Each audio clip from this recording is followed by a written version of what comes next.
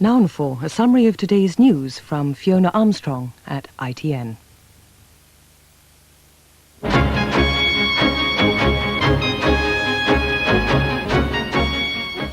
At least two people have been killed and more than 20 injured after an Air France Airbus crashed near Mulhouse airport in eastern France.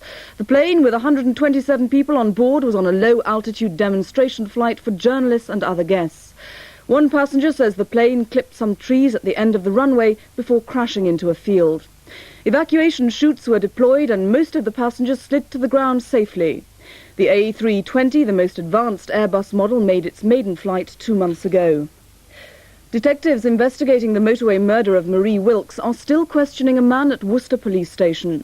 The 32-year-old married man was arrested last night near Pontypridd in South Wales. His car is being examined by forensic scientists. 8 Soviet jet fighters have been destroyed in a huge fire at Kabul airport in Afghanistan. It's believed a rocket attack by Mujahideen rebels set off a series of explosions. Diplomatic sources say it's the worst setback since the Soviet withdrawal began. In the Gulf War, Iraq says its forces have driven out the last pockets of Iranian resistance in the southern Hawija marshes. Iran has confirmed that its troops were forced to withdraw, but says the Iraqis seized the area through extensive use of chemical weapons. Cricket, England selectors have recalled deposed captain Mike Gatting for next week's third Cornhill Test against the West Indies at Old Trafford. John Embury stays as England captain. Other changes in the team that lost the second Test at Lord's: David Capel replaces Derek Pringle, and Northants spin bowler Nick Cook is included after an absence of 4 years. There'll be more details on those stories in the next news bulletin on ITN, which is at 6:30. Good afternoon.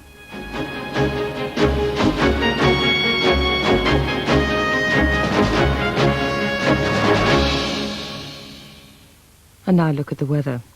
Over most of Scotland and Northern Ireland there'll be rain or drizzle at times tonight. Hill fog will become widespread early on, and with hardly any wind it'll be a close night. The Scottish borders and most of England and Wales will have a cloudy night with a few patches of drizzle here and there, particularly Nines and Snowdonia. After a dull start tomorrow, northern Scotland will become brighter and there'll be some pleasant sunny intervals in the afternoon, especially along the Moray Firth. Central and southern Scotland, Northern Ireland and northern England will have a cloudy day with rain or drizzle at times and widespread hill fog. Southwest England will have much the same kind of day, but it should become brighter later on by evening. Wales and the rest of England will have quite a cloudy morning, but it'll become brighter in the afternoon with 1 or 2 sunny intervals, which should boost the temperature a bit. That's the weather. Now on Channel 4, a documentary that maps an 18th century voyage of cultural, artistic and botanical discovery, the flowering of the Pacific, Banks Florilegium.